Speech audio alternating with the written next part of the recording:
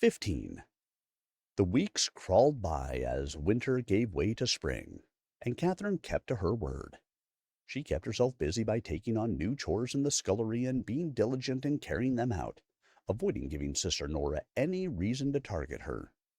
This worked quite well for a while, but after a short period of time it seemed Sister Nora was growing tired of not having any legitimate reason to hurt Catherine. Despite her perfect behavior, on more than one occasion, she found herself back in the confines of Sister Nora's office, holding back tears as she received lash after lash from her extensive range of riding crops. No matter what she did, she couldn't escape her wrath. Every few days or so, more orphans unfortunately met their demise. It was frightening how Catherine had grown accustomed to the endless passing faces in the building. Given the sadistic pattern of the nun, seeing a face one day at dinner and having an empty spot in their assigned seat at breakfast the next morning was something that Catherine had quickly learnt to accept as normal. Father Michael had even constructed a new makeshift graveyard on the other side of the building to keep up with the disposal of the ever-increasing number of bodies.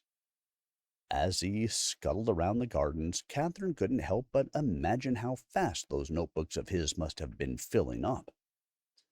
She had made the fatal error one morning of offering a welcoming smile to a newcomer called Rachel. She couldn't help it.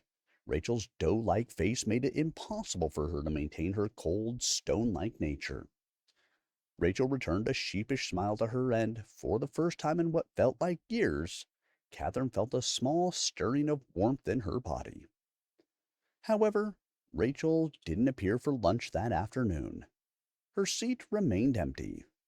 A look of puzzlement crossed Catherine's face as she looked around the room, trying to catch a glimpse of her, on the off chance that Rachel had simply chosen to sit somewhere else. She caught sight of Sister Nora at the head table with a wicked smirk on her face, twisting the crucifix in her hand as she observed Catherine's discomfort. Catherine guessed that Rachel had joined the unfortunate list of Sister Nora's victims.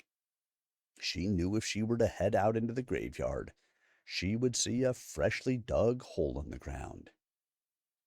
Father Michael was right.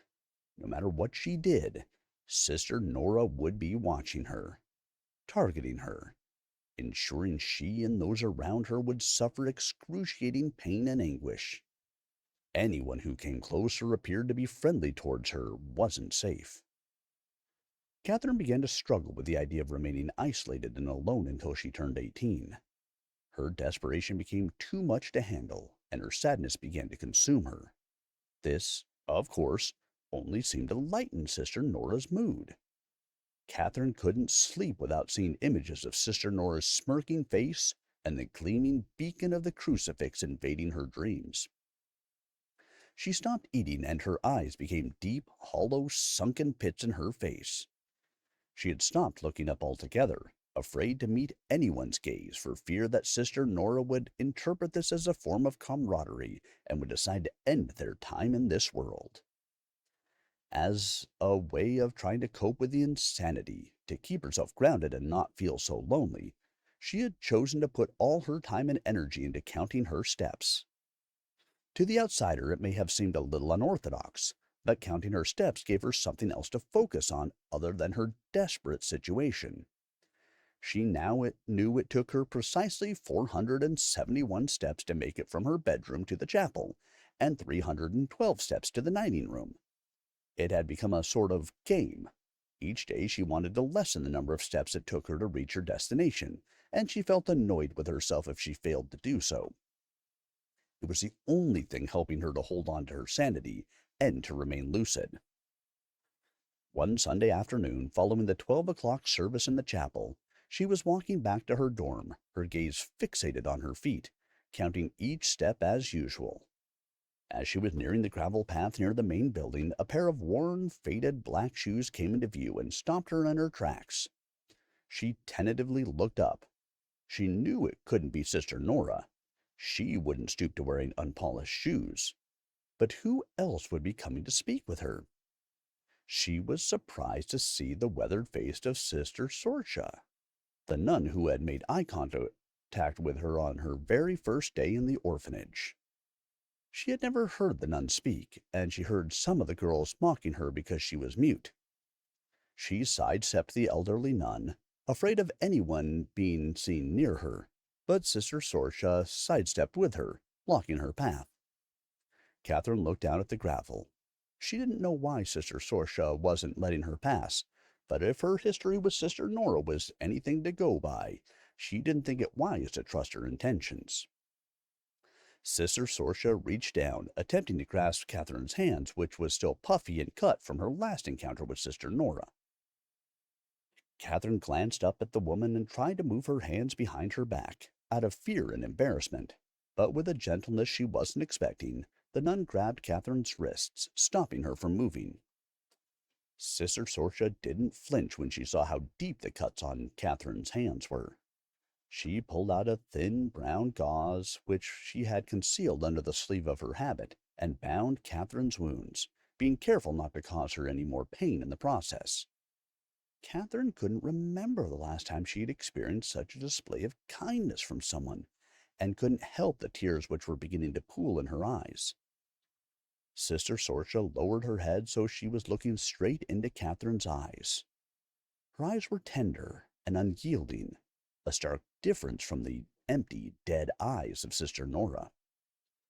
Sorcia glanced around, her head darting everywhere, checking to make sure no one was witnessing their caring exchange, and gently cupped Catherine's cheek, wiping away her tears in the process.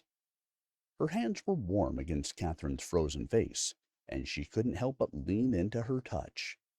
It was comforting to her and reminded her of the way her mother used to treat her when she was a young child. A nearby flock of crows suddenly flew over the chapel spire, startled by something. They were making a lot of noise, cawing as they went, which disrupted the tender moment. Sister Sorcia dropped her hand and stepped back. She offered Catherine a fleeting half-smile that struggled to fully reach her eyes and slowly shuffled towards the chapel as if nothing had ever happened. It was a few moments later before Catherine was able to breathe again. She hadn't realized she'd been holding her breath for the duration of their interaction. She turned around to face the direction in which Sister Sorcia had gone, in disbelief that a moment like that could happen to her here. But the nun was long gone. She raised her hand to try to savor the feeling of warmth on her cheek. Catherine kicked at a nearby stone and smiled. She didn't know how to deal with the positive feelings running through her. It was the first time she'd smiled in weeks. She shuffled her way back towards the main building. She was confused as she had never had any encounter with Sister Sorcia before, other than a quick glance. Her kindness made her feel like, at last, there was someone in the orphanage who she could turn to. Someone who may become a friend. They were both outcasts. Catherine because of her association with Sister Nora and her isolation, and Sorcia because she was different from the rest of the nuns. Being mute clearly put a barrier between her and the others. In a way, they were destined to be friends because their misery connected them. Catherine was conflicted, though.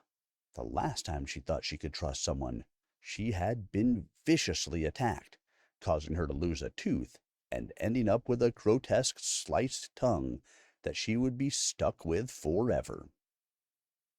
Perhaps their interaction had been a one-off moment. She almost hoped so. If Sister Nora suspected that someone was being kind to her, then both herself and that person would face her wrath. Catherine allowed herself, for a moment, to relish in the brief level of kindness she was shown. With a heavy heart, she resigned herself to the simple fact that it was just for that one time. She trudged up the steep steps and over the threshold of the door. Her newly bound hands hurt just a little less due to the bandages. She ran her hands along the wooden banister of the stairs, replaying Sister Sorcia's act of kindness in her head as she went. However, she couldn't stop the nagging feeling that someone was behind her, watching her as she moved. She was used to Sister Nora appearing from nowhere like a menacing phantom, but she still didn't want to be caught by surprise, She turned around, her heart pounding in her chest, but there was no one there. She ran back to the musty corner of the hall, right back to the banister from which she had just come. She glanced around in case someone had followed her without her knowing and had yet to make themselves known. She raced down a few steps just to make sure, but there was no one around. She went back up the few stairs which she had just come down from, clumsily tripping over the last one in the process. She had to put her hands out in front of her to stop herself from falling to the ground and hitting her face. She winced as soon as she felt the impact on her hands. The gauze wasn't thick enough to shield her hands from the pain of that. She cursed herself at her own stupidity, shaking her hands to get rid of the pain, and skulked into her bedroom. She tried to shrug off her nerves and paranoia, but couldn't shake the feeling she was being watched. She grabbed the rosary beads that were lying in a tangled heap on her desk and prayed hard for Sister Sorcia, hoping that nothing harmful would come to such a kind soul. She clasped her hands tightly together, ignoring the searing pain that was shooting up through her body. Her knuckles strained with tension, a stark contrast against her skin as she clutched them tightly. But she paid no attention. Instead, she prayed that Sister Nora hadn't seen her encounter with Sister Sorcia. If she hadn't, the nun would remain safe. She looked up to the heavens in desperation and began to repeat, "Saint Michael, the Archangel, defend us in battle. Be our protection against the wickedness and snares of the devil. May God rebuke him, we humbly pray. And do thou, O Prince of the heavenly host, by the power of God, thrust into hell Satan and all of the other evil spirits who prowl about the world seeking the ruin of souls. Amen."